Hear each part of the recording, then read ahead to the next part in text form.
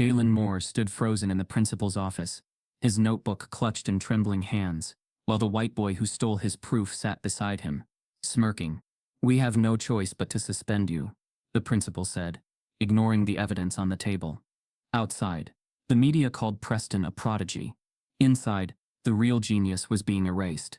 But Jalen had one thing left. The world didn't expect, and it was about to shatter everything they thought they knew. Before we deep dive into this interesting story, subscribe to our channel, and tell us where are you watching from. Share in the comments below. The Langston Academy of Excellence stood like a citadel of privilege. It wasn't just the manicured lawns or the sprawling library with rare first editions that set it apart. It was the unwritten rule that money determined worth. Generations of CEOs, senators, and tech moguls had once roamed these same halls. The students walked with the kind of confidence that only generational wealth could teach, their laughter echoing in the marble corridors like a declaration of untouchability. Among them, Preston Langford III was untouchable. His last name opened doors, and his swagger closed conversations. His father, Preston Langford II, had donated an entire science wing, which bore their name in golden letters. Preston arrived each morning in a custom black Range Rover, wearing loafers that cost more than the janitor's monthly paycheck. Teachers smiled wider when he entered. Students followed him like shadows. He didn't just belong at Langston, he ruled. And then there was Jalen Moore, a wiry, quiet junior who moved like he was trying not to take up space. He wore the same 3 faded hoodies in rotation, his backpack always zipped to the point of bursting. His father, Elijah Moore, was Langston's head custodian, a gentle, broad-shouldered man who scrubbed floors that he'd never been invited to walk on as a guest. Jalen had grown up inside the walls of Langston, but never in its community. He was tolerated, not accepted. Most students barely registered Jalen's presence. Teachers assumed his silence was disinterest, not focus. When he answered questions, rarely, and only when directly asked. His insights were dismissed as guesses or flukes. Racism at Langston wasn't shouted, it whispered. It lived in lowered expectations, raised eyebrows, and the quiet comfort of the status quo. Preston, however, made sure Jalen felt his place. "Hey, genius," he'd sneer in the hallway, pointing at a janitor's mop. "You drop this?" Laughter followed him, always. Jalen never responded. He just lowered his gaze and walked faster. Not because he was afraid, but because he was calculating. Always calculating. It was Mr. Belling, the eccentric math teacher with a salt and pepper beard and wireframe glasses, who introduced the equation. One rainy Tuesday afternoon, he rolled down a whiteboard at the front of class and marked a dense formula so long it spilled over onto 3 separate panels. "The Beale conjecture," he said, "still unsolved. A $1 million prize for anyone who proves or disproves it. Just for fun." The class groaned. Preston leaned back in his chair, twirling a pencil between his fingers. "Bet the janitor's son already solved it," he smirked, casting a glance toward the back where Jalen sat. Mr. Belling chuckled uneasily and moved on. But Jalen didn't even flinch. He had already seen the equation. More importantly, he recognized it. That night, while Elijah mopped the science building floors, Jalen lingered behind. He sat on a wooden bench outside Mr. Belling's classroom, staring at the now erased whiteboard. In his notebook, worn, frayed, and filled with scribbles, he had already started breaking it down. He didn't know if he could solve it, but he knew he had to try. Not for the money, not even for the recognition, but because someone needed to know he wasn't invisible. The next few weeks passed in silence for Jalen, and in arrogance for Preston. The popular crowd celebrated homecoming season, talking about their designer outfits and after parties. Jalen spent his evenings in the staff break room, poring over mathematical theorems by the vending machine light. Elijah would silently refill his coffee and gently rest a hand on his shoulder. That was the only approval Jalen ever needed. But Langston wasn't built for boys like Jalen. One afternoon, he turned in an extra credit assignment, 3 levels above the class's curriculum. Mr. Belling marked it with a B+, writing a note that read, "Good effort, but check your sources." No one asked if he'd derived it himself. The more Jalen excelled, the more the system ignored him. Preston, meanwhile, barely passed his midterms but still got elected class president. His speeches were empty, but his charm was currency. Then came the surveillance footage. The school's cameras, mostly ignored unless there was vandalism, recorded someone entering the math wing late at night. The figure moved quickly, pulling out markers and rewriting portions of the Beale conjecture on the board. only to erase and try again. The timestamps showed hours passing. At first, the guards assumed it was a teacher, but the figure's slight build didn't match any staff profile. When zoomed in, the footage showed a hoodie with a tiny patch, one worn only by facility staff. The next morning, Mr. Belling entered his classroom and froze. The equation had been restructured. It was tighter, cleaner. Someone had made serious progress. He took a photo of the whiteboard. Then he notified administration. By lunch, the principal had called NIT. Within hours, the footage was flagged, enhanced, and handed over to a select group of senior staff. No students were informed, but the board of trustees. That evening, Preston sat in his father's study, overhearing a phone call about a problem involving the janitor's boy. "He thinks he's clever," Langford II said. Time to remind him of his place. Meanwhile, Jalen had no idea anyone had seen the footage. He was too busy cracking the next line of the proof. He believed he had time. He believed effort would eventually be enough. He was wrong. But late one night, surveillance caught someone working on the problem. Someone who wasn't supposed to be in that hallway. Langston's cafeteria wasn't just a place to eat. It was a stage. The wealthy performed their privilege over lunch trays, their table placements more political than anything on Capitol Hill. The circular table by the window was where Preston Langford III always sat, flanked by his entourage, football captains, debate winners, and influencers in the making. From this elevated perch, he orchestrated daily performances of subtle cruelty. Jalen Moore sat near the back, always alone, always with his head down. His lunch came in a wrinkled brown paper bag, the grease spots visible before he unwrapped it. Homemade sandwiches, cut unevenly, no soda, no chips, just fruit, water and love, a combination that drew laughs from the privileged who equated convenience with superiority. "Hey Moore," Preston called out across the room, balancing his designer fork like a microphone. "You know they sell food here, right? You don't have to bring leftovers from the janitor's closet." Laughter erupted from his table. Jalen didn't flinch. He never did. He stared at his apple as if it had all the answers the world refused to give him. Preston wasn't satisfied with silence. "You know," he continued, "my dog eats better than that. And he's got better clothes too." Jalen's hoodie was threadbare, but clean. He wore it like armor. The same one from the security footage no one had spoken about yet. The teachers patrolling the lunchroom looked up, saw the tension, then looked away. There was no scene, no disruption, just another day of jokes from a golden boy and another black kid who refused to react. But inside, Jalen's chest burned, not from shame, but restraint. He had been raised by a man who taught him that silence was sometimes the sharpest reply. Still, isolation takes its toll. Each insult chipped away at something. The cafeteria may have echoed with laughter, but in Jalen's world, it was the silence that roared. In AP Calculus, the room changed, but the dynamic didn't. Jalen sat in the far left corner, by the radiator that hissed through winter. His notebook was a constellation of equations, lines, arrows and margins filled with questions he couldn't ask aloud. Teachers often overlooked him, until he started getting things right. Too right. It began when Mr. Kellerman, the usual teacher, took medical leave. The substitute, Ms. Reyes, was younger and sharper, with a PhD in applied mathematics and zero tolerance for ego. She didn't know the students. She didn't care who their parents were. When she handed back a quiz and noticed Jalen had earned a perfect score without showing much work, she paused. "This is either genius," she said aloud, "or guessing." The class turned to stare at Jalen. He didn't lift his eyes. Preston smirked. "He probably stole the answers. Doubt he even knows what half that stuff means." Ms. Reyes raised an eyebrow. "Let's find out."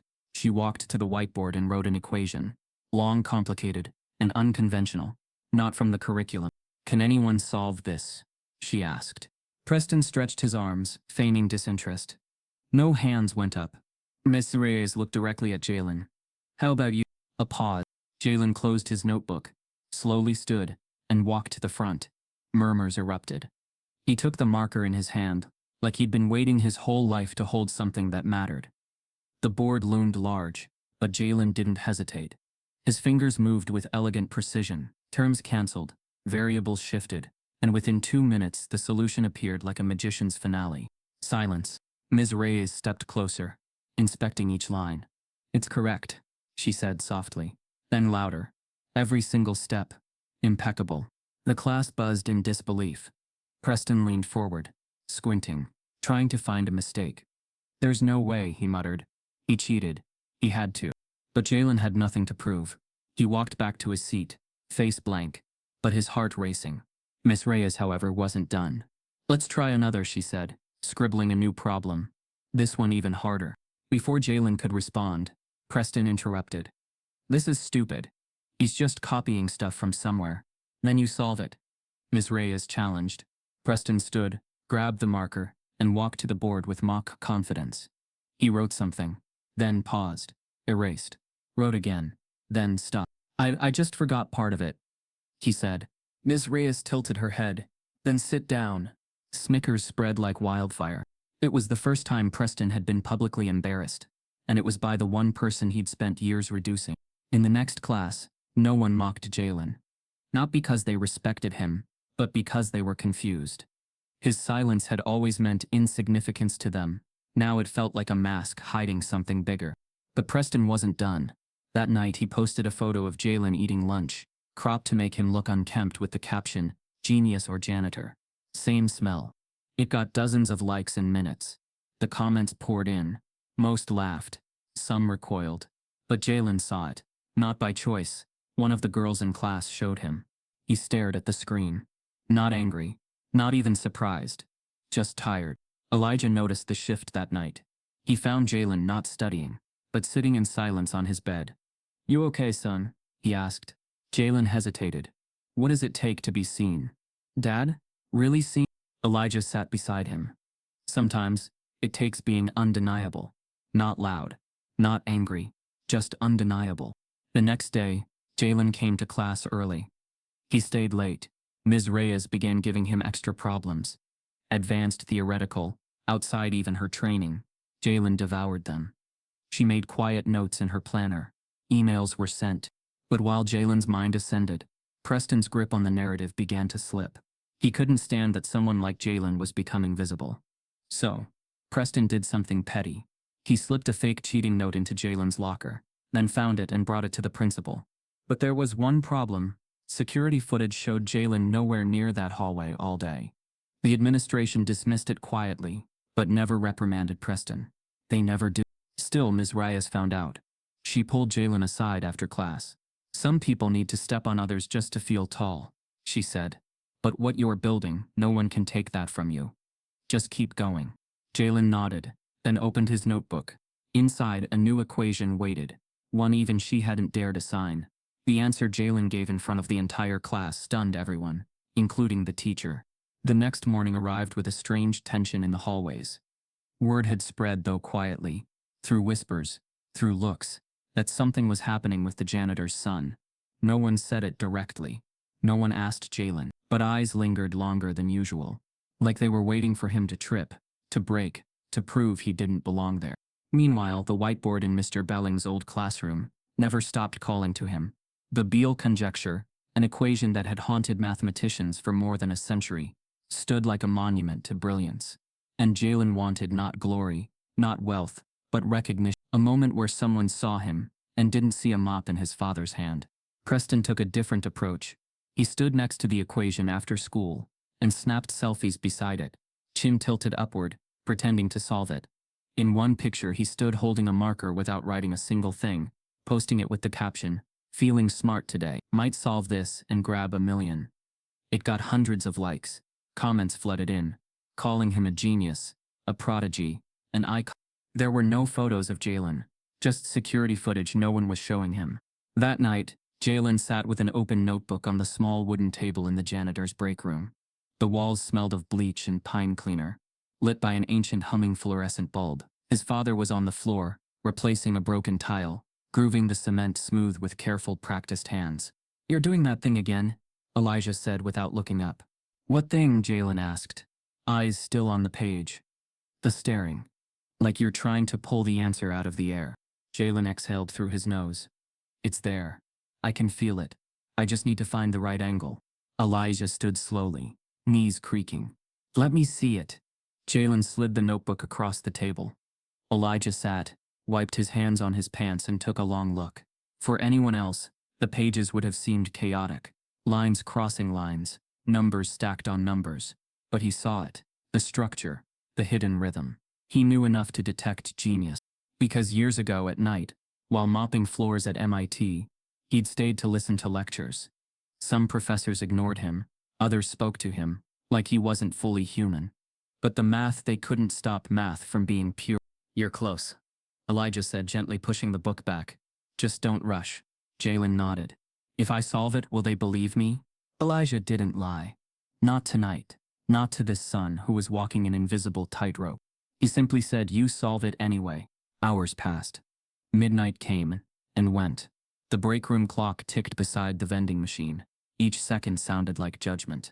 But Jalen kept writing, correcting, rewriting, not copying from the internet, not working from someone else's proof. It came from his mind, something no one at Langston was ready to admit he had. And then, another shift. A breakthrough. A variable that refused to balance finally did. He sat back, breath held.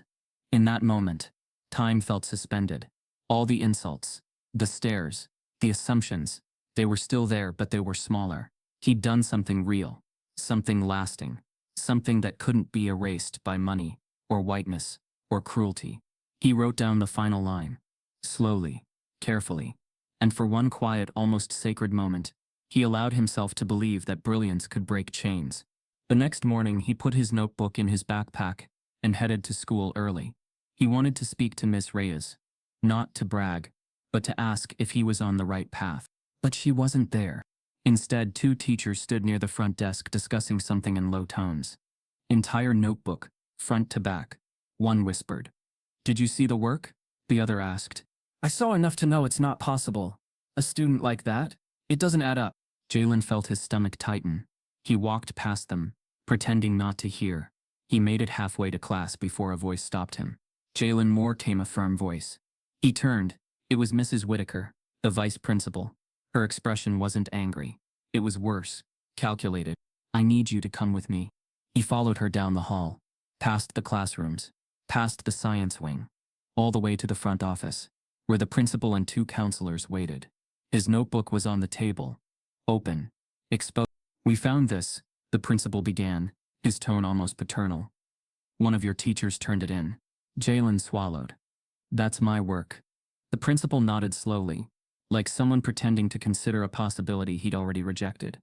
"We need to talk about where you really got these equations." Jalen blinked. "I wrote them."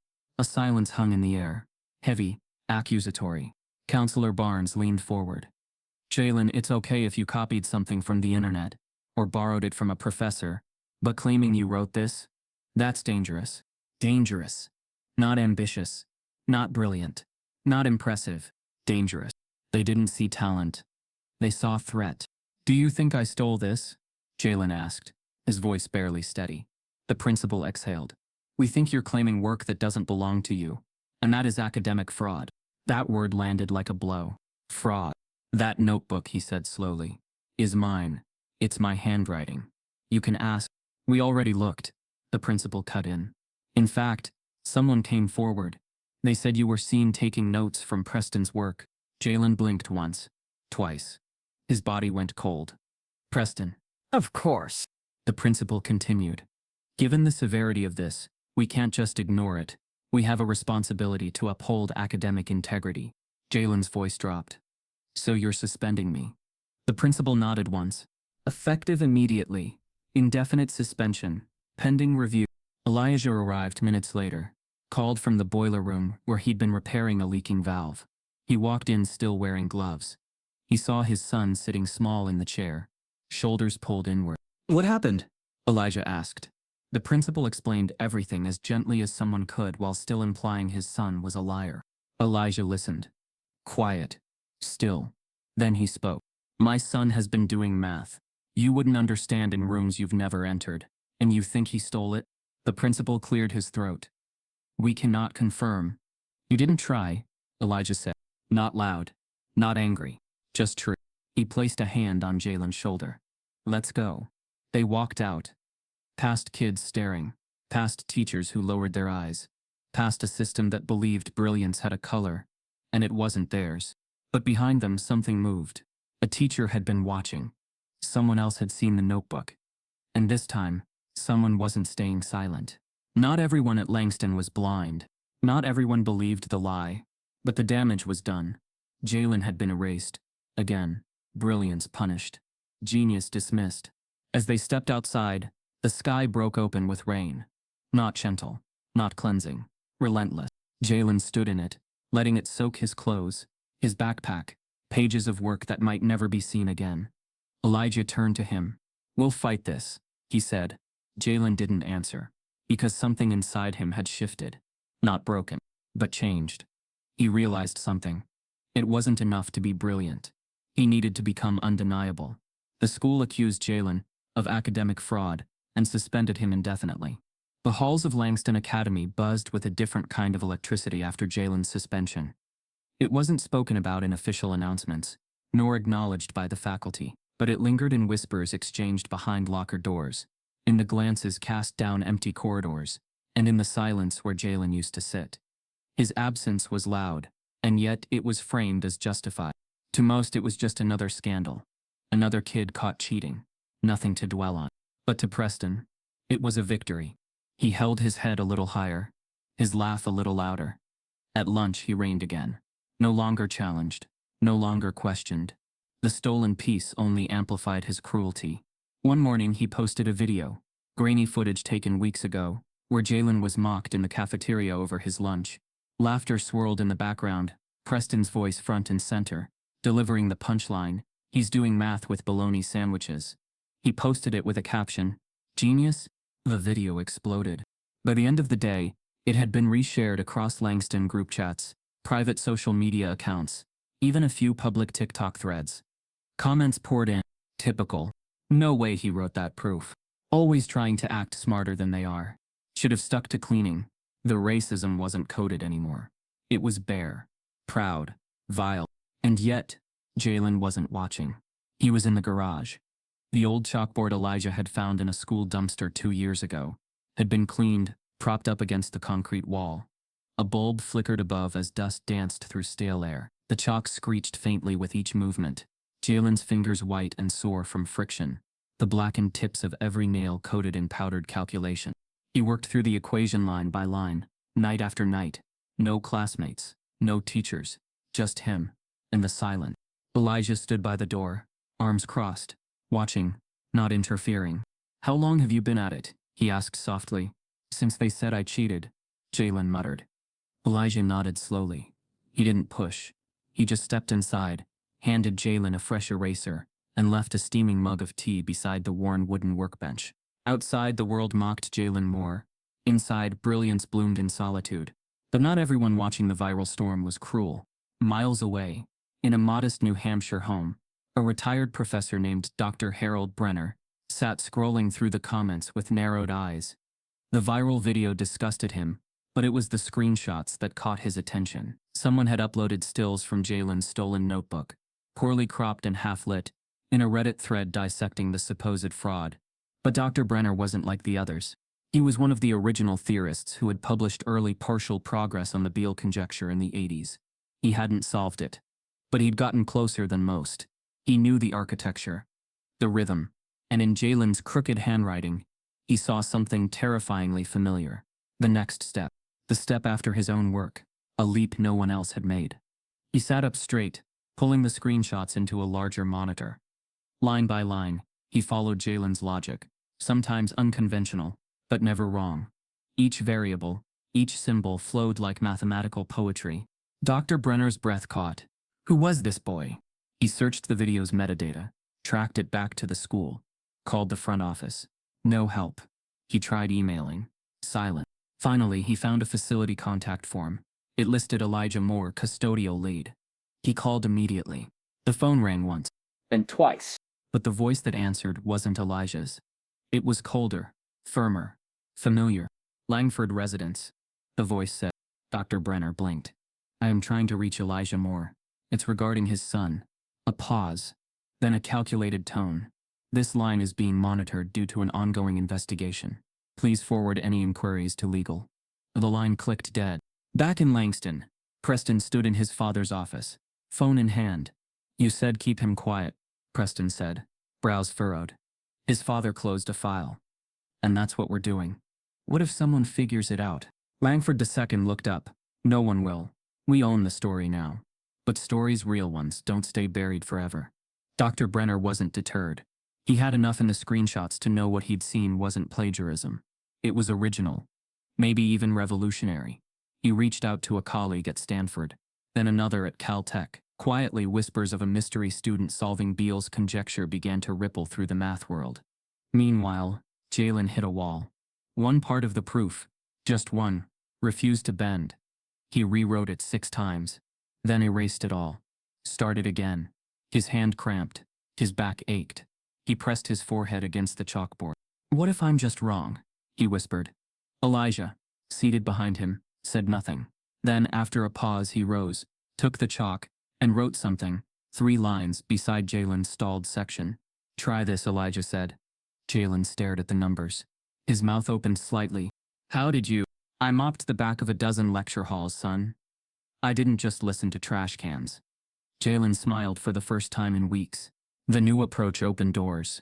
He restructured the sequence. Suddenly, the impossible seemed possible again. The garage air turned electric with revelation. But across town, Langston prepared a press release. Local student caught in academic fraud incident. School investigating further. Preston's followers doubled. Jalen's name was erased from every email chain. The official narrative was clear. But outside that lie, real mathematicians began hunting for the truth. And inside the silence of that garage, a genius was still working. The professor reached out to Jalen's father, but the call was intercepted. The internet had already buried Jalen Moore under the weight of 1,000 mocking comments, each one more ignorant than the last.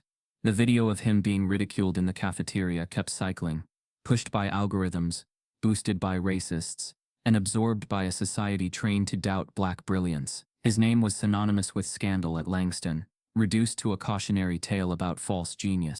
But somewhere, someone hit send. It started with an anonymous email. No subject line, just a few lines of text and 5 scanned pages of raw, scribbled math attached. The message was sent to a list of obscure academic contacts, mathematicians, theorists, and research groups, known only to those inside the intellectual core of the STEM world. Look at the structure, the email read. You'll know it's real. No name. No context. Just math. At first, most ignored it. Another crank. Another false claim about the Beale conjecture, a problem that had repelled the world's best minds for over a century. But a few recipients opened it and stopped breathing. Dr. Kavita Green at Cornell forwarded it to 2 colleagues with a single word, authentic. Within 48 hours, the email had bounced through elite university networks. Mathematicians in the UK, Germany, and Japan dissected the work line by line, finding no signs of fabrication, no glaring flaws. It was messy, unrefined, but it held promise, real promise. A PhD candidate in Berlin traced the work to a Reddit thread containing blurry screenshots from the original viral video, the same clip Preston had circulated to humiliate Jalen. Only now, the math in those frames was being paused, enhanced, analyzed. The question shifted from did he cheat to is this the solution? And suddenly, the narrative began to unravel. At Langston, Preston Langford III noticed the buzz. When a Twitter thread speculated that the anonymous math might have originated from his school, he saw an opportunity. He posted a grainy, stylized photo of himself beside the famous whiteboard, with a smug caption, "Some of y'all are late to the party. Already working on the million." It was a lie, but it was easy to sell. The media bit. Influencer accounts tagged him. A podcast reached out for an interview. News articles described him as the privileged prodigy behind the mystery math.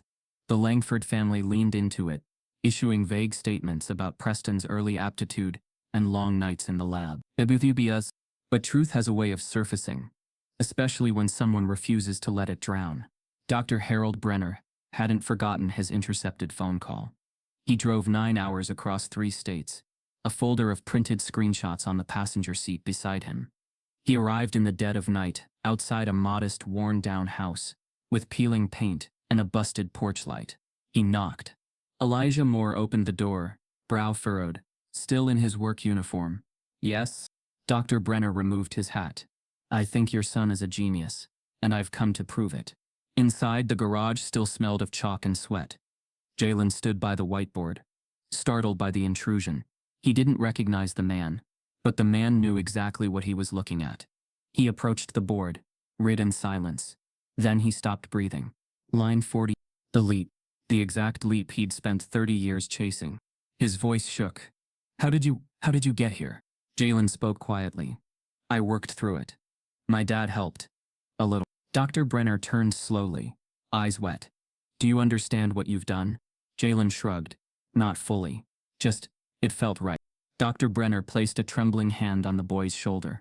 I've seen Nobel speeches with less substance than this. He took photos.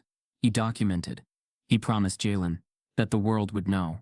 He reached out to the Clay Mathematics Institute the very next morning, with a formal inquiry and preliminary evidence of a potential proof of the Beale conjecture. The institute responded cautiously, but interested. They requested the full paper. And then, disaster. 2 days later, the Clay Institute announced receipt of a formal proof draft from a different source, Preston Langford III. It matched Jalen's structure, almost line for line. The institute didn't yet know it was stolen. But those who had already seen Jalen's version knew something wasn't right. Dr. Brenner's hands shook as he reread the announcement. It's his, they stole his proof. In Langston, Preston smiled for the cameras. Another article called him the youngest genius of the decade. His father secured an interview with a national talk show. A scholarship offer rolled in from Princeton, but when asked to explain his methodology in an email follow-up by a curious MIT researcher, Preston froze. He couldn't. He dodged the question. The researcher pressed harder. Still, nothing. That's when suspicion turned to certainty. One academic posted anonymously, something's off with the Langford proof. Another followed up. The original math may have come from elsewhere. The storm began to gather, and yet, the damage had been done. The Clay Institute now had 2 claims, one backed by power, money, and media, another backed by silence, chalk, and a janitor's garage. Elijah punched a wall in frustration. They're stealing your life, son. Jalen just sat down, shoulders slumped. They always do. But outside that garage, a handful of scholars started pushing back. Dr. Brenner published a blog post titled The Hidden Author of the Beale Proof, detailing how he found Jalen and what he saw. It didn't name names, but it named the lie. The post went viral. The equation had already been leaked. Now the truth was catching up. But the Langfords had one final move. A lawyer with a sealed cease and desist, warning anyone from spreading defamatory claims about Preston's authorship. Schools, journalists, and platforms hesitated. Silence returned. For now. But someone filed a competing solution first, with Jalen's exact math. The world loves a prodigy, especially if he looks like the success they're used to seeing. Preston Langford III had the face, the charm, the name. When he walked onto national television sets, the cameras framed him like a crown prince of intellect. His voice was confident, his smile rehearsed. He spoke in vague terms about working late nights on the proof, never once stumbling over the stolen mathematics he couldn't explain. He didn't need to explain. He was white, wealthy, and well-positioned. That was enough. The proof, now legally patented in Preston's name, thanks to his father's high-powered attorney, was being reviewed by the Clay Mathematics Institute. If confirmed, the $1 million prize would be his. News anchors began calling him America's next great mind. Magazines labeled him a visionary. Talk shows booked him back-to-back. Jalen Moore watched in silence as his work was paraded before the world, without his name. In his room, the light from the television flickered against his tired face as Preston bragged about cracking the final layer of the conjecture. Jalen knew he was lying. He could see it in the way Preston's eyes darted off camera every time someone asked a technical question. But the world didn't care, because the world had already decided who gets to be a genius. In Langston's main hallway, banners of Preston hung like royalty. Langford, the mind of a generation. The school board, eager to ride the wave, renamed the math lab after him. Teachers who once raised their eyebrows at Preston's laziness now praised his vision. Ms. Reyes protested quietly. So did a few staff members who had seen the real Jalen in class, who'd watched his mind move faster than their own textbooks. But their voices were smothered. The administration had chosen its champion. The school could never admit it had silenced the actual genius and lifted the thief. Dr. Brenner wrote letters. Public ones. He published blog posts, academic reviews, even made appearances on lesser-known radio shows. He begged people to look at the timestamps at the chalkboard images, at the raw notes. He tried to explain how Jalen's proof came first, how Preston had stolen it.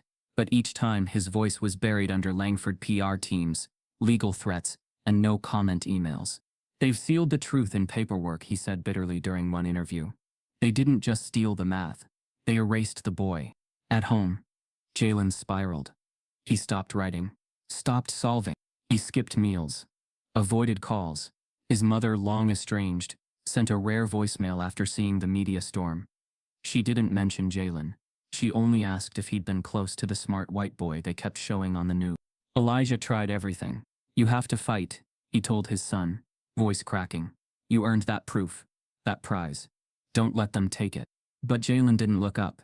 What's the point? He whispered. Elijah flinched. The point is that you're not invisible. Jalen shook his head. I am. I always was. That school never saw me. Those teachers, they didn't believe in me. Not until someone else took my words and said them in the right voice. His voice grew hoarse. It's like I don't exist unless I disappear first. Elijah didn't respond, because he didn't have a lie to offer. That Monday, Jalen returned to Langston for the first time since his suspension was lifted. He walked the halls like a ghost, past posters celebrating Preston, past classmates who now stared like he was a myth, a shadow, a memory. In calculus, Ms. Reyes paused when he entered. Her eyes softened, but she said nothing. No one did. At lunch he sat alone. Preston passed by his table, with 2 bodyguards. The school had assigned them after a prank rumor, said Jalen might retaliate. They were told he could be a threat, a ticking time bomb. The narrative had shifted so violently, Jalen didn't recognize himself in the story anymore. Guess you're back, Preston said without stopping. Hope the janitor's closet still has room for your books. Laughter trailed behind him.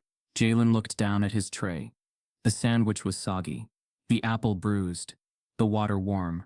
It wasn't about the food, but everything tasted like failure. That night, Elijah found a note on the kitchen table. It was simple. Don't come looking for me. I need to breathe. He didn't take much. Just his notebook, a duffel bag, and $42 in folded bills. Elijah sat on the porch for hours, waiting for a text, a call, something. But nothing came. Langston buzzed the next morning. Jalen Moore has gone missing. Miss Reyes cried in her car during lunch break. She filed a formal complaint against the school's handling of the situation. They ignored it. Preston heard the news and made a joke in his group chat. Guess math wasn't his thing after all. That afternoon, the Clay Institute announced they were officially reviewing Preston Langford's submission with interest. A date for public verification was set.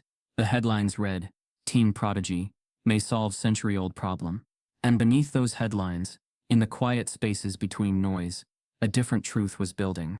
Because while no one knew where Jalen had gone, he wasn't done yet. Somewhere far from Langston, with nothing but a notebook, a broken heart, and the memory of a stolen legacy, the real genius was rewriting the rules. Jalen vanished from school, and no one knew where he went. The world thought Jalen Moore had vanished. In Langston, rumors swirled. Some said he'd run away. Others whispered darker things. Drugs, a breakdown, maybe worse. The administration quietly encouraged the silence, treating his disappearance like a footnote in Preston's rising legend. The media had moved on, focused entirely on the brilliant white boy from Langston Academy, who might win $1 million math prize. But Jalen wasn't missing. He was in hiding among the shadows of brilliance the world refused to see. In a cramped basement beneath a community center in South Atlanta, a group of black scientists, professors, and former engineers met every Thursday night. They called themselves the Math Underground. Their stories echoed Jalen's. Ivy League degrees dismissed, job offers revoked, lectures plagiarized, ideas ignored until someone paler repackaged them. And when Dr. Brenner finally found someone who knew someone else, Jalen was delivered into their hands. He was exhausted, emotionally threadbare, his confidence stripped bare, but his mind, unbroken, still wired like lightning. "We've been waiting for you," said Dr. Tasha Eldridge, a cryptologist who'd once been denied tenure at MIT after publishing groundbreaking work. "You're not the first," added Derek Vaughn, a robotics pioneer who now taught high school physics, after being ousted from a research lab he helped build. They surrounded Jalen not with pity, but purpose. He spent days in silence at first, staring at chalkboards lined with equations, the air dense with the scent of burnt coffee and erased mistakes. But they didn't rush him. They gave him space to reassemble himself. And slowly, he came back. The underground helped him translate his proof, not just into clean mathematical language, but into something the world could understand. They showed him how to teach what he'd discovered, how to speak it with clarity and conviction. They practiced with cameras. They broke down equations into narrative. They didn't just want the world to see he was right. They wanted them to feel it. You have to make them feel what they stole from you, Dr. Eldridge told him.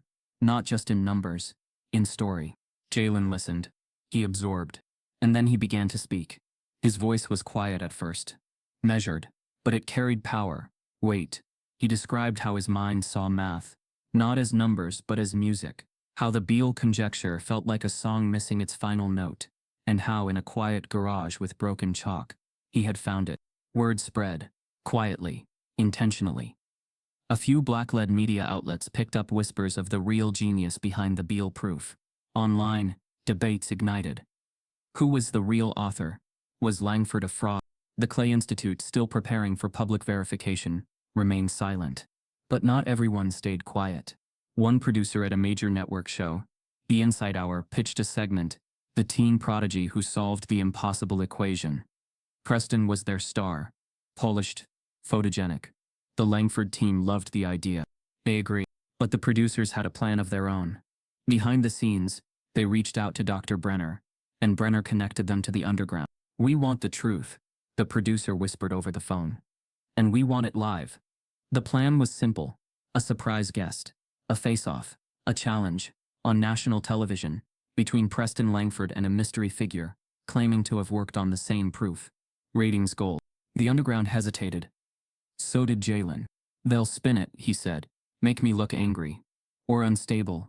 Or, they'll try, Dr. Eldridge replied. But you'll be ready. So they trained him harder. They sharpened not just his proof, but his poise. Every night, he stood in front of lights and cameras and questions. Explain line 32 again. What happens if they interrupt you? How do you handle being talked over? Don't let them steal your voice again. Jalen's posture changed. His eyes steadied. He grew into something the world had never prepared for. A black boy with genius, backed by a legacy of stolen legacies, now ready to claim his own.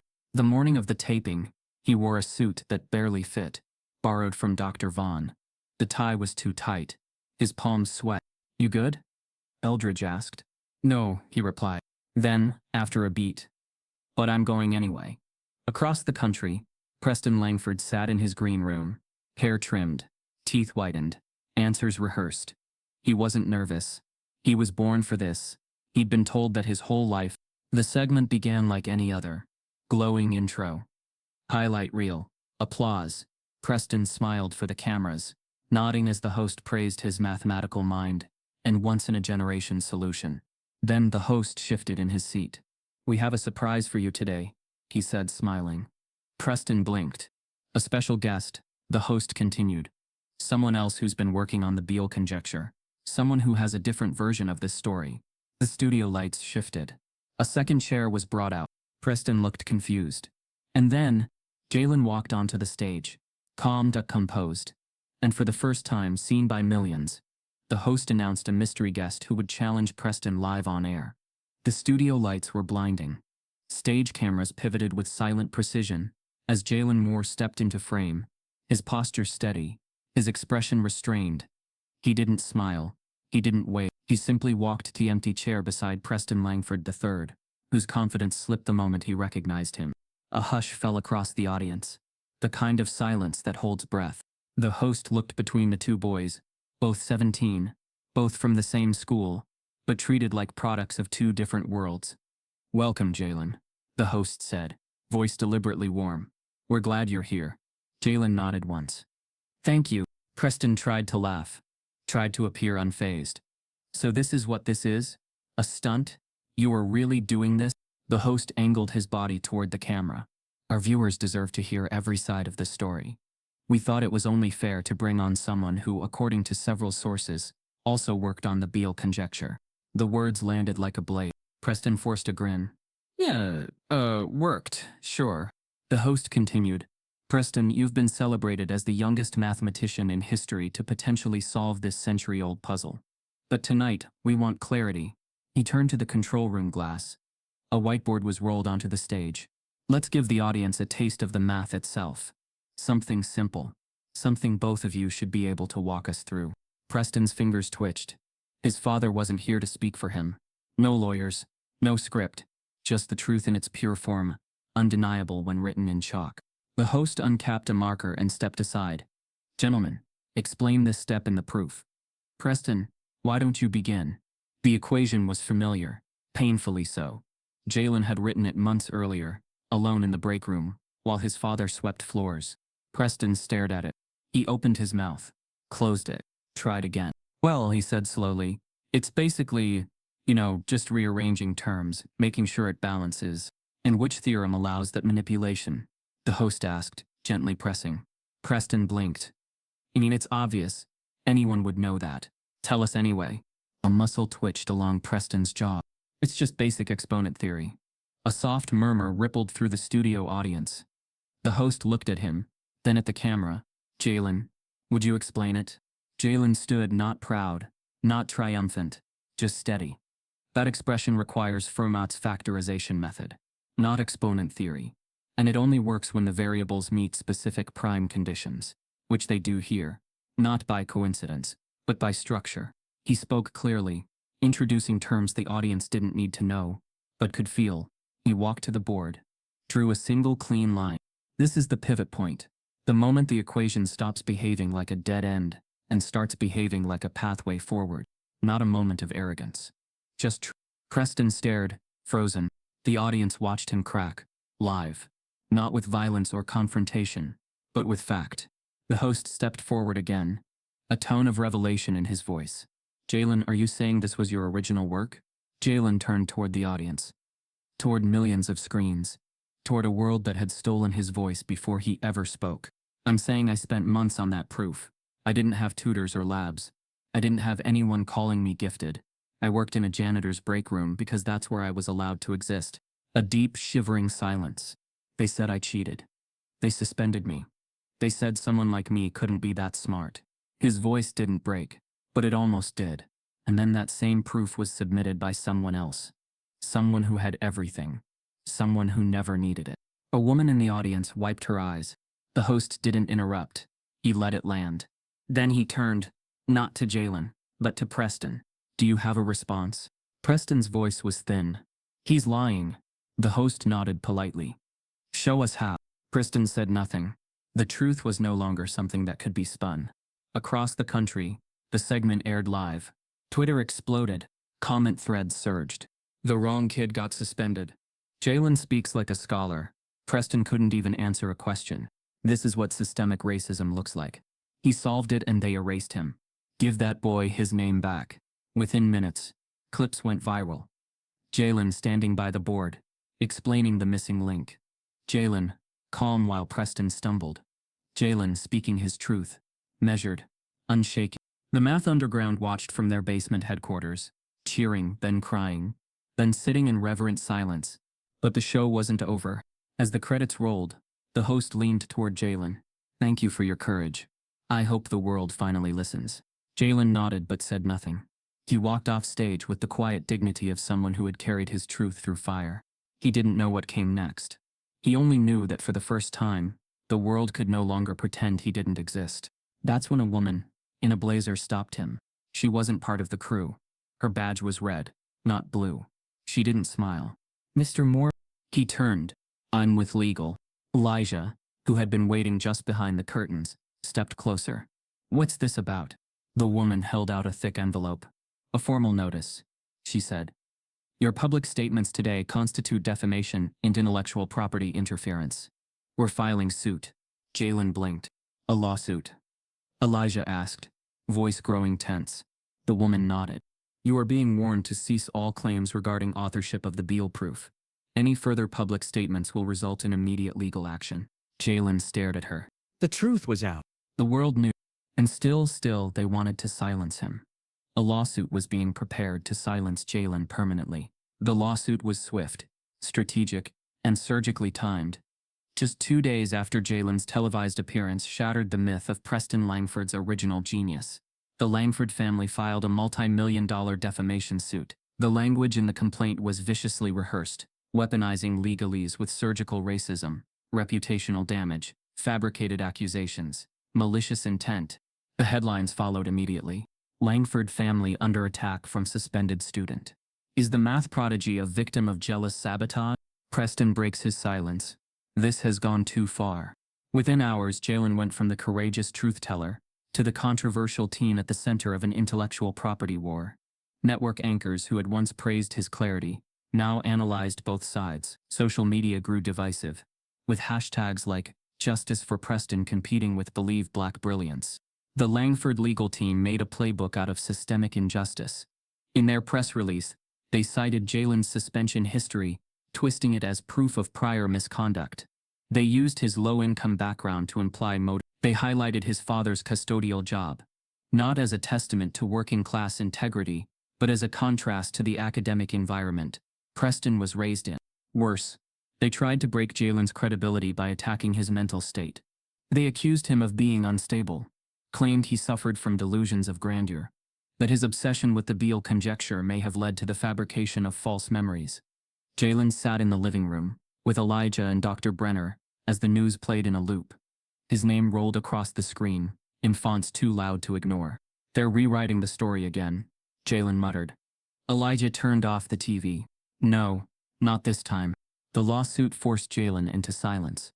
His legal team advised him to refrain from public interviews, social media, or even appearing at local math events. The Langfords wanted to isolate him, legally, emotionally, publicly, but the math world refused to forget. Dr. Brenner mobilized.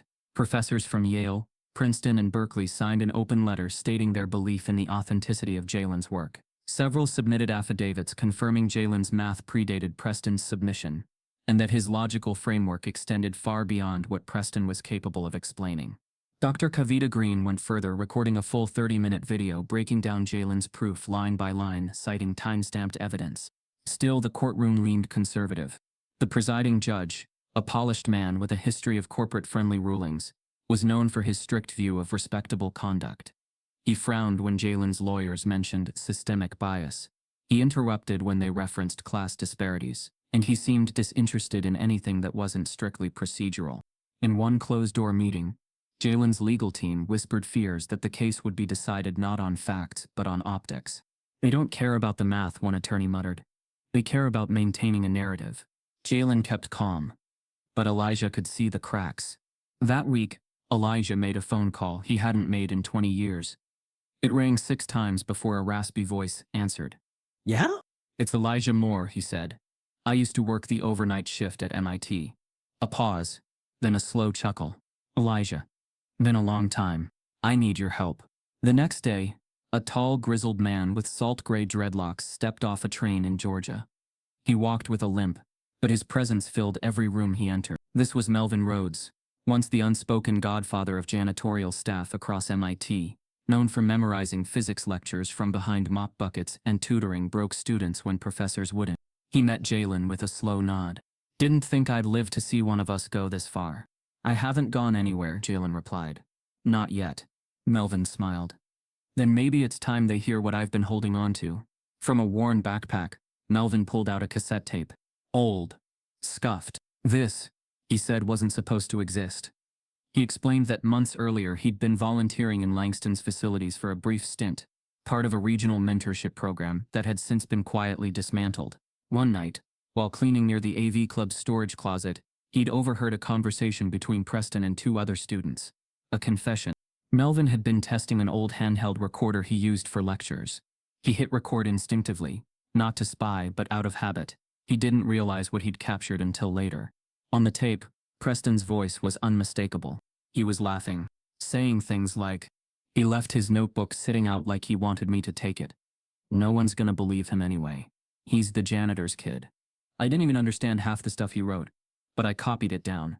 Silence followed the playback in Jalen's living room. No one spoke for a full minute. Then Elijah stood up.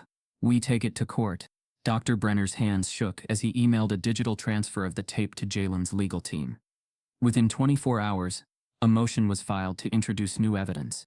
The Langford attorneys tried to suppress it, claimed it was illegally recorded, inauthentic, taken out of context, but the judge allowed it, begrudgingly. The next hearing was different. The courtroom was packed, cameras stood outside, journalists filled every available bench, and as the tape played, Preston's voice echoing across the courtroom like a hammer, something shifted. Not just in the legal proceedings, but in public perception. The lie had a voice now. It sounded like a smug boy who thought the world belonged to him. And it finally sounded like proof.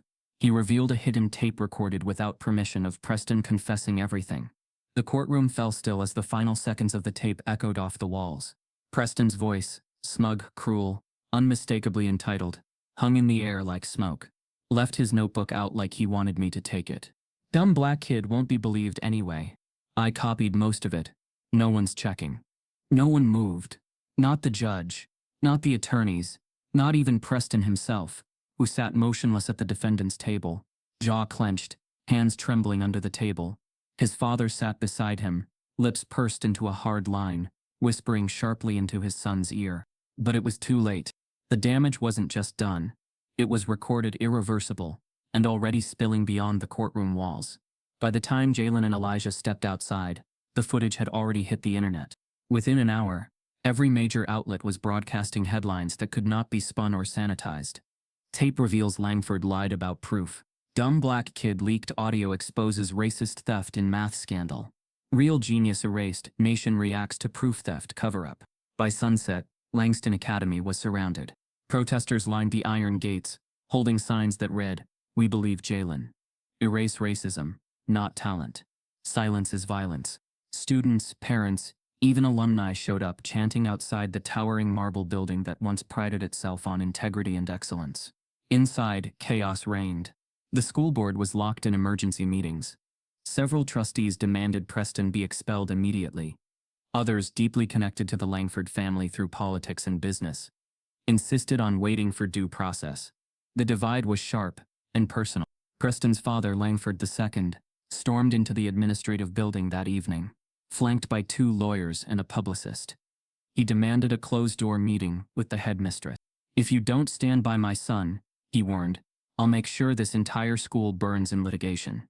He paced her office, voice raised, fists clenched. "This is slander. Defamation. That recording was illegal. That boy, he's manipulating the media." But Headmistress Greer wasn't rattled. She sat calmly, hands folded, gaze unwavering. "I've heard the tape," she said, "and I've read the internal reports. Your son didn't just steal another student's work. He weaponized race to silence him." Langford II laughed bitterly. "Oh, please. You think this is about race now? This is about ambition." That boy saw a chance to elevate himself by dragging Preston down. Greer's jaw stiffened. She rose, walking to the window, staring at the crowd gathering beyond the campus lawn. "You know," she said quietly, "I've stood by too long." Langford raised an eyebrow. "Excuse me?" Her voice hardened. "When I started here 27 years ago, I watched black students get overlooked again and again. I said nothing when teachers doubted their abilities. When staff made backhanded jokes, I told myself I had to pick my battles. But this," she turned back to him, eyes burning now. "This is the battle." Langford stepped forward. "You'll regret this." "No," she replied. "What I'll regret is every time I let someone like Jalen be erased." The next morning, Greer called an emergency board meeting. Half the members tried to stall. The Langfords were already threatening lawsuits. Donors had begun pulling their pledges. But she didn't flinch. By noon, an email was sent out to every parent, student, faculty member, and media contact. "Langston Academy will hold a press conference today." Rumors exploded. Preston stayed hidden, shielded by private security. Jalen received a dozen requests for interviews, but his team advised he wait. At 2:59 p.m., the Langston courtyard was filled. Cameras lined the front steps. Microphones waited. Reporters stood in perfect rows. At exactly 3:00, Headmistress Greer walked to the podium. She didn't read a prepared statement. She didn't wait for applause. "I've been silent for too long," she began, voice amplified across speakers. "And silence is complicity." Gasps rippled through the crowd. This school, like many, has benefited from narratives that uphold power and suppress truth. I watched as a brilliant young man was suspended, humiliated, and robbed of recognition because his skin color didn't match our idea of genius. She paused. And I will not be silent anymore. Someone in the back cheered. I hereby announce that Langston Academy rescinds all honors previously granted to Preston Langford III.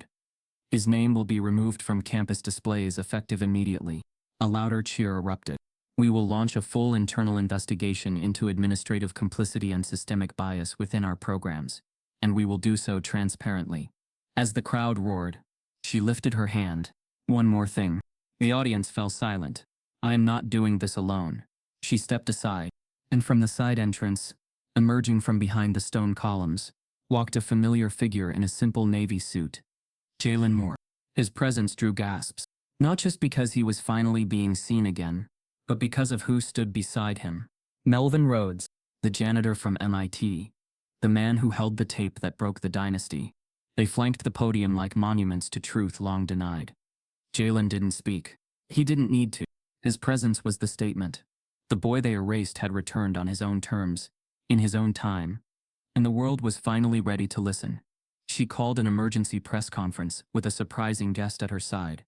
The morning after the press conference, Langston Academy felt like a different place. The banners with Preston's name were gone. Students who once whispered behind cupped hands now stared openly, unsure whether to apologize or pretend they hadn't been complicit. Teachers moved quietly through hallways, faces tight with guilt. Some tried to smile at Jalen when they passed him. Most didn't know how to look him in the eye. But the world outside Langston had already made its decision. The hidden tape had gone viral. Again, within 24 hours, every news cycle led with the same story. Stolen genius, the Jalen Moore proof, and the collapse of the Langford legacy. Public opinion flipped overnight. Preston Langford III became a cautionary tale, proof that privilege alone could manufacture a lie, but not sustain it. Jalen, on the other hand, was being celebrated across every platform imaginable. Newspapers, podcasts, talk shows, editorial columns, each racing to catch up to a story they had once helped obscure. But Jalen didn't do interviews. He declined them all. Even as his name trended for days, even as universities scrambled to outbid one another for his acceptance, he stayed quiet, because inside, something was still broken. The recognition came too late, too transactional, too convenient, and then one final reckoning arrived. A school-wide assembly was called, mandatory for all students and faculty. Reporters were barred, and no cameras were allowed inside. The Langston Auditorium had never felt so solemn. Even the seniors, normally jaded and detached, sat with backs straight and eyes forward. At precisely 10:00 a.m., Headmistress Greer took the stage for the last time. Her face was bare of makeup, her hair pulled back. Her voice, though steady, carried a grief she didn't try to hide. I have stood on this stage for 20 years, she began, and for most of them I believed that doing my job well meant keeping things calm, orderly, uncontroversial. A pause. Her hands tightened on the podium. But in that calm, I allowed injustice to live undisturbed. I let gifted black students be dismissed, overlooked, and made to question their own brilliance. Because speaking up would have made me uncomfortable. Because silence was easier. Her eyes scanned the crowd, landing briefly on Jalen, seated in the third row beside Elijah and Melvin Rhodes. And when Jalen Moore solved one of the most complex mathematical problems in human history, I allowed that silence to speak for me again. I let others question his integrity. I let a lie flourish, because the truth was inconvenient. She paused, voice thickening. And I will not carry that silence any longer. A ripple moved through the audience. I am resigning, effective immediately. A collective gasp. Some teachers clutched their chests. Students murmured in disbelief. I leave not in shame, but in conviction, Greer continued. Because what happened here isn't just about one boy, or one lie. It's about a system we all upheld. She looked at Jalen again, this time longer. And to Jalen Moore, I offer not just an apology, but my endorsement, my support, and my voice. From this day forward, this institution will never forget your name again. She stepped down. No applause, just silence. The kind of silence that felt earned. That same week, the Clay Mathematics Institute released their final review. We officially recognized Jalen Moore as the sole original author of the verified Beal conjecture proof. The $1 million Millennium Prize was transferred into a fund in Jalen's name. Reporters crowded outside his house. Scholarships flooded in. STEM organizations named awards after him. A foundation offered to back his research for life. But Jalen stayed inside. He didn't smile when the check arrived. He didn't react when news outlets called him the youngest mathematical mind of the century. Because the math had never been about the money. And now, even victory tasted hollow. Dr. Brenner stopped by with university brochures. MIT, Stanford, Harvard, Yale. They all want you, he said gently. Jalen barely looked up from the window. I don't want them, he replied. Even Elijah struggled to reach him. He found Jalen one night sitting on the porch, staring at nothing. You did it, son. Jalen shrugged. Did I? Elijah sat beside him. You forced the world to see you. Jalen's eyes darkened. Only after they destroyed me. Elijah didn't argue. He just nodded. They broke something in me, Dad. I know, he whispered. And then one morning, weeks later, an envelope arrived. No return address. No postage. Hand-delivered. The handwriting on the front read Jalen Moore, private. Inside, on thick cream-colored paper, was a letter written in neat cursive. The seal at the top was unmistakable. The office of the President of the United States. The letter began. Dear Jalen, sometimes the most powerful minds come from the quietest places. I've read your proof. More importantly, I've followed your journey. You are not just a symbol of brilliance. You are a reminder that injustice cannot bury the truth forever. It continued for 2 pages, acknowledging Jalen's perseverance, condemning the racism he endured, and inviting him to the White House for a personal commendation ceremony. Jalen read it once. Then again, his hands trembled. Elijah entered the room, saw his son standing there, pale and breathless. What is it? He asked. Jalen turned the letter over slowly. It's from the President. It was a personal letter from the President of the United States. The invitation came with a gold-embossed seal, delivered not through agents or media channels, but in silence. A courier in a Navy suit knocked on Jalen's front door just before sunrise, handed the envelope to Elijah, nodded once, and left. No fanfare, no cameras, just gravity. Inside, the President's handwriting was unmistakably personal. Jalen, you reminded this country that brilliance isn't bound by zip code, race, or reputation. You reminded us who we've overlooked and who we need to listen to. It would be my honor to host you at the White House. With deep respect, President Nathaniel Ellis. Jalen stared at the letter for a long time. He didn't smile. He didn't cry. He just read it again, slowly, as though trying to understand what it meant to be visible after so long spent being unseen. Elijah watched him from the hallway, quiet, protective. You going? He finally asked. Jalen folded the letter.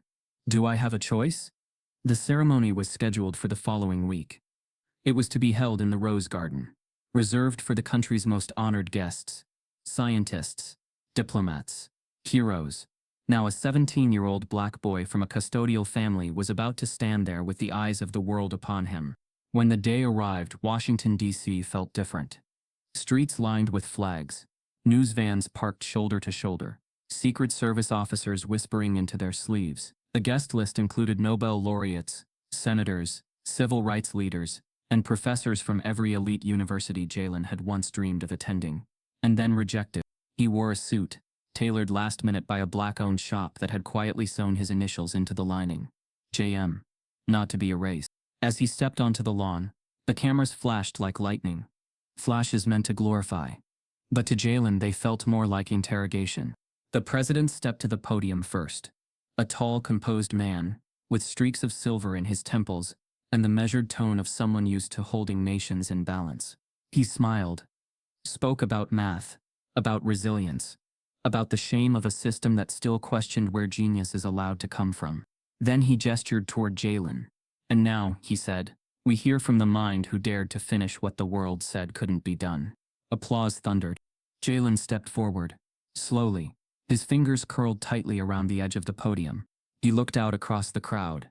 He saw senators who once voted against educational reform, professors who had ignored his emails when he was suspended, reporters who had amplified Preston's lies before checking facts. He didn't smile. He didn't even blink. My name is Jalen Moore, he began, voice low but clear, and for most of my life, I was invisible. The lawn fell silent. I was told I wasn't gifted, that I didn't belong in advanced classes. I was accused of stealing my own work. My name was dragged through courts, through hashtags, through whisper campaigns. His breath caught, but only for a second. I solved an equation, but what I really solved was how easily this country chooses comfort over truth. How often we confuse whiteness with genius and blackness with threat. Gasps. Cameras clicked harder. I am not exceptional because I beat the system, he continued. I am exceptional in spite of it. He glanced down, just briefly, before meeting every eye again. I thank my father, and the janitor who taught him, and the professors who finally stood beside me. But I won't thank the system that broke me before it honored me. That system doesn't deserve my gratitude. It deserves to be dismantled. The applause that followed was hesitant at first, then rising, then roaring. His speech aired live. Within hours it had been clipped, subtitled, translated, and replayed across every major platform in the world. Jalen Moore just gave the most important speech of the decade. Not gratitude, but justice. When brilliance speaks truth to power, he became not just a name, but a movement. And yet when the lights dimmed, and the crowd thinned, and the speeches were over, Jalen stood alone under a tree in the garden, looking up at the stars. His eyes weren't bright. They were tired. Dr. Brenner joined him, carrying 2 cups of black coffee. Did you mean all of it?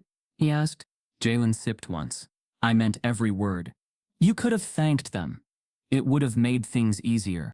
I'm not interested in easy anymore. They stood in silence. Back home, the world shifted around the Langfords like quicksand.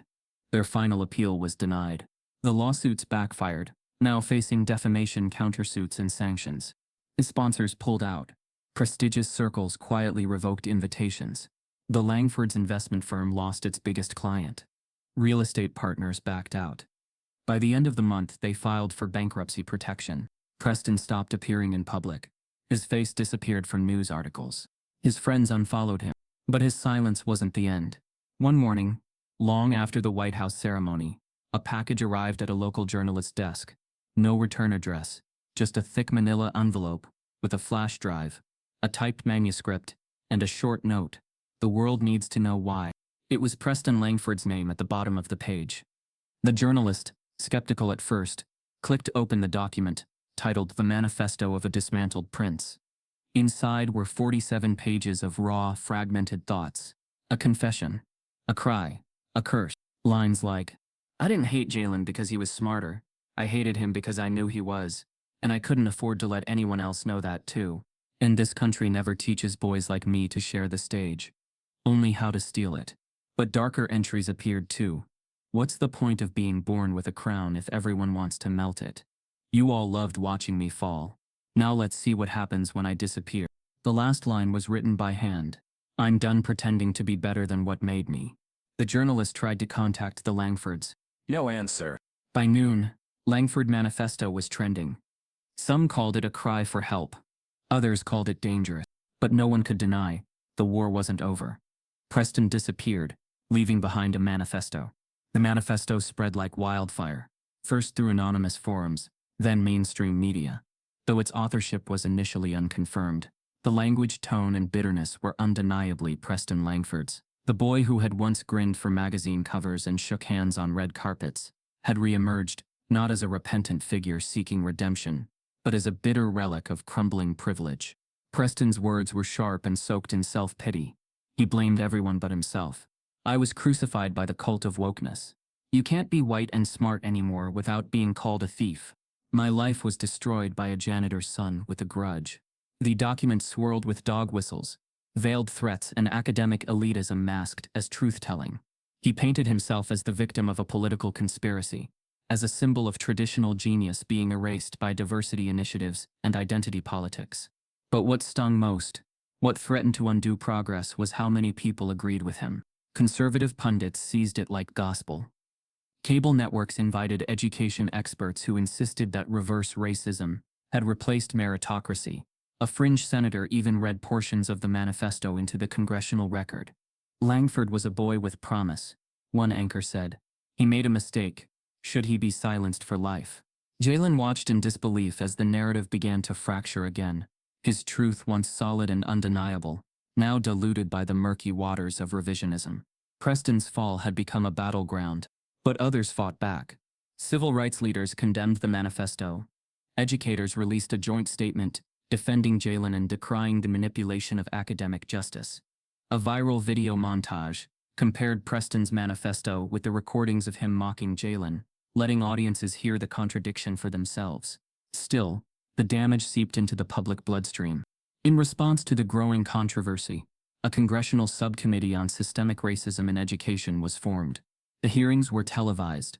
Lawmakers questioned why public and private institutions were still failing to protect gifted students of color. The phrase Jalen's Law began circulating online, an idea that schools should be required to protect underrepresented students with demonstrated talent from academic erasure.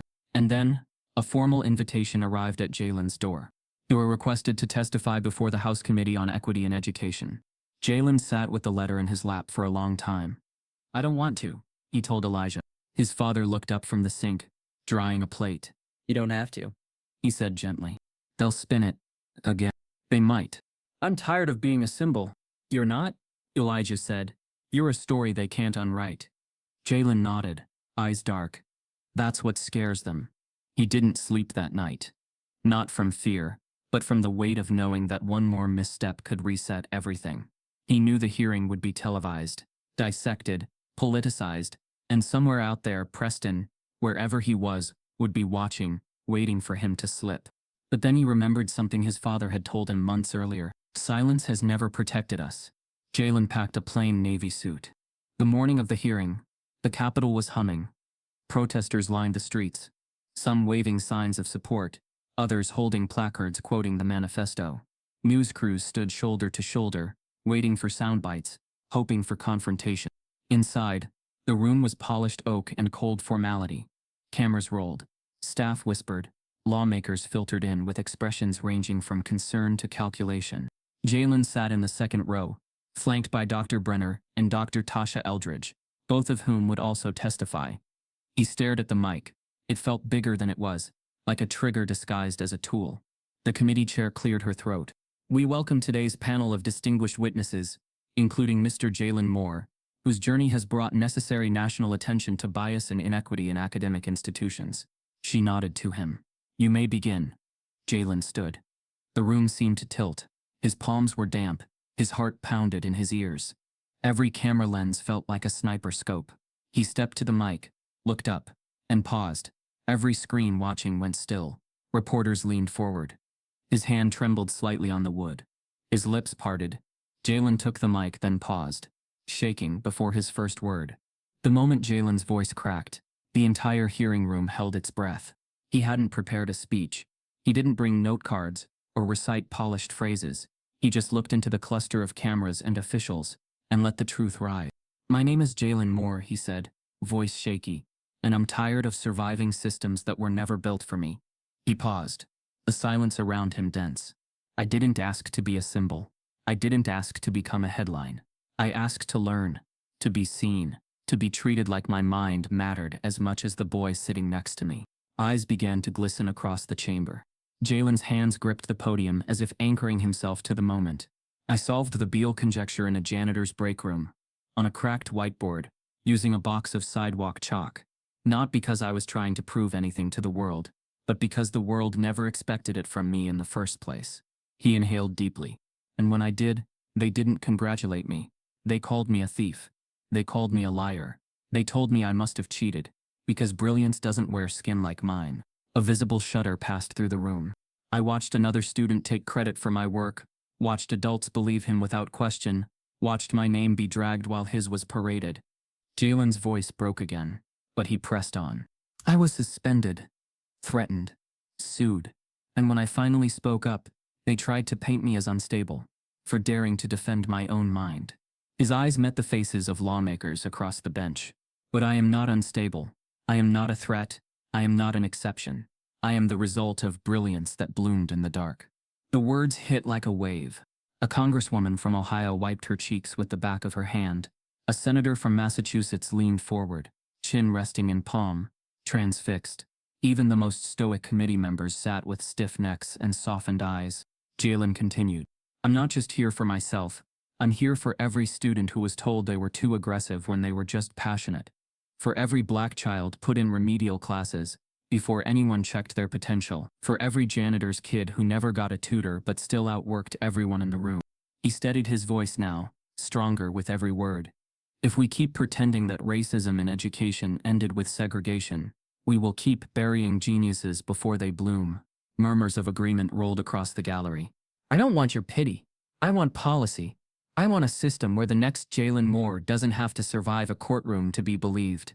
He stepped back from the mic, chest heaving, eyes moist but unblinking. For a moment, no one clapped. The silence was too reverent, Then softly someone stood. Then another. Then another. Until the entire hearing chamber rose to its feet. A full standing ovation, not for celebrity, not for charity, but for truth spoken unfiltered. Dr. Tasha Eldridge had tears streaming down her face as she hugged Jalen backstage. You did what most adults can't, she whispered. You held the mirror up, and didn't flinch. The days following the hearing were a whirlwind. Clips of Jalen's testimony exploded online. A 7-minute segment, uninterrupted, became the most shared political video of the year. Hashtags like Jalen Speaks and Education Reform Now trended for weeks. Congress announced that new legislation, nicknamed Jalen's Law, was being drafted. The bill aimed to mandate bias training in school admissions, require anonymized academic evaluations, and ensure whistleblower protections for students reporting racial discrimination. But Jalen didn't celebrate, not in the way others expected. He disappeared again, not out of fear, but necessity. To breathe, to let the noise fade. He declined more interviews, declined talk show invitations. He even turned down the cover of a major magazine. I'm not a brand, he said to Elijah one night. I'm a boy who wants to build. Weeks later, Jalen returned quietly to a local youth center, not as a guest but as a volunteer. He taught algebra in the evenings, built makeshift models from dollar store supplies, and helped 5th graders write their first computer code. And then one evening, after class ended, as Jalen packed up his bag, a voice called out, Hey, Mr. Moore? Jalen turned. A lanky white boy with glasses stood by the door, holding a notebook and fidgeting nervously. I saw your testimony, the boy said. My school showed it in our ethics class. Jalen nodded. Okay.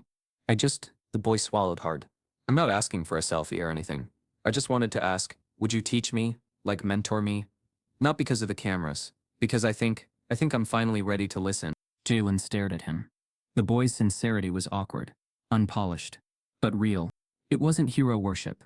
It wasn't performative. It was curiosity. Jalen looked down at the notebook the boy held. Edges worn, ink smudged. It reminded him of his own. After a long pause, Jalen nodded. Yeah, I'll teach you. The boy smiled, relief flooding his face. But under one condition, Jalen added, his voice low but firm. The boy froze. Okay, what is it? Jalen stepped forward, meeting his eyes directly. You have to teach someone else too. Jalen agreed, but under one powerful condition. Jalen didn't go back to Langston Academy. Not for the plaque they installed, not for the auditorium they renamed after him, not even when the governor offered to host a private ceremony in his honor. He politely declined each invitation. To him, the memory of those halls was lined with silence, not celebration. But his name returned, on different walls, in different ways. It began with a single letter to Congress, proposing a mentorship pipeline for gifted youth in underserved communities. A plan built not from theory but lived experience. Jalen didn't write it as a politician or a celebrity. He wrote it as a survivor of academic gatekeeping. His vision was simple. If the world had tried to erase someone like him, he would make sure another boy or girl wouldn't have to fight the same fight alone. The initiative was launched quietly under the name, the Elijah Moore Foundation, a tribute to the man who had wiped floors in silence while teaching a revolution in whispers. The foundation's mission was bold and direct. Find brilliance, where society refuses to look. Fund it, fuel it, free it. Within its first year, the program opened mentorship chapters in 22 cities. Retired scientists, engineers, mathematicians, and educators, all of them once sidelined because of their background or skin, signed up to train the next generation of Jalen Moores. Jalen refused to center himself in the spotlight. He attended meetings humbly, in plain clothes, no cameras, no suits, just notebooks and conversation. When a student asked why he wasn't doing interviews anymore, he smiled gently. I don't want to be famous, he said. I want to be useful. The results were immediate. Students once labeled average began outperforming expectations. Girls from housing projects aced robotics competitions. Boys with no prior exposure to coding built apps that addressed real problems in their neighborhoods. The foundation's slogan appeared on murals across the country. Brilliance doesn't ask permission. By year 2, several major universities adopted policies influenced by the testimony Jalen gave before Congress. Anonymous admissions processes, independent review panels, expanded funding for advanced programming in inner-city schools. It wasn't perfection, but it was movement. Langston Academy tried to reclaim some of Jalen's legacy. They mounted a gold-plated plaque in their math department. Jalen Moore, the mind who taught us to listen. But Jalen never returned to see it. His legacy no longer belonged to marble floors and gated courtyards. It belonged to classrooms in Detroit, with broken windows. To rec centers in Baltimore with Wi-Fi spotty but hearts full. To a library in Oakland, where a 5th-grade girl once too afraid to raise her hand, now led her own math club. But Jalen's impact wasn't just academic. He redefined how people saw Black intellect, not as an anomaly, but as inevitable when nurtured. He became a case study, a movement, a living indictment against every system that told Black boys to stay in their lane. And as for Preston Langford, after months in hiding, he reemerged not in apology, but in anger. He attempted to hack Langston's student server database, erasing grades, replacing school files with lines of coded threats. A bitter, failed act of revenge. He was caught within 72 hours. The court ruled it a felony. His sentence included probation, community service, and mandated psychological counseling. Langston scrubbed what little remained of his name from their history. He became the cautionary tale he feared Jalen would be. But Jalen didn't gloat. When asked by a journalist if he had anything to say about Preston's arrest, Jalen simply replied, "I hope he finds peace." It was quiet, but final. Years passed. The Elijah Moore Foundation grew into a national cornerstone of educational equity. Jalen didn't chase accolades, but they chased him. He was named to global think tanks, awarded honorary doctorates, invited to speak at world summits. Yet every speech, every stage, he redirected the attention to the students. One afternoon, at the National Youth STEM Summit in Chicago, Jalen stood before a packed convention center, nearly 5,000 students seated in tiers, many wearing shirts bearing his name. He told them not about equations or academic proofs, but about the day he was suspended, about the time he considered quitting, about what it felt like to win and still feel like you'd lost something essential. Success doesn't erase the wounds, he said, but it gives you a reason to help someone else not get caught. The crowd listened like it was gospel. And then just as he prepared to step off the stage, a small voice called out from the audience. Mr. Moore? Jalen turned. In the third row stood a boy skinny, maybe 12, brown eyes wide and hopeful. "Can I be like you someday?" The room fell still. Every flashbulb paused. Every breath held. And Jalen, caught off guard, didn't smile immediately. He looked at the boy, at his nervous posture, his too big hoodie, the frayed notebook he clutched to his chest. He saw himself. But then he saw something else. He saw a world where the boy wouldn't need to ask permission to dream that big. He stepped forward, off the stage, closer to the edge of the crowd. No mic, no script. "You already are," Jalen said, loud enough for only a few to hear. But those few would carry the message farther than any speech. As he stood before thousands at a youth summit, a new voice asked, "Can I be like you someday?" If you've ever been silenced, overlooked, or told you didn't belong, this story was for you. Because the world needs more truth, not just talent. Type yes if you believe in justice. Subscribe if this broke your heart.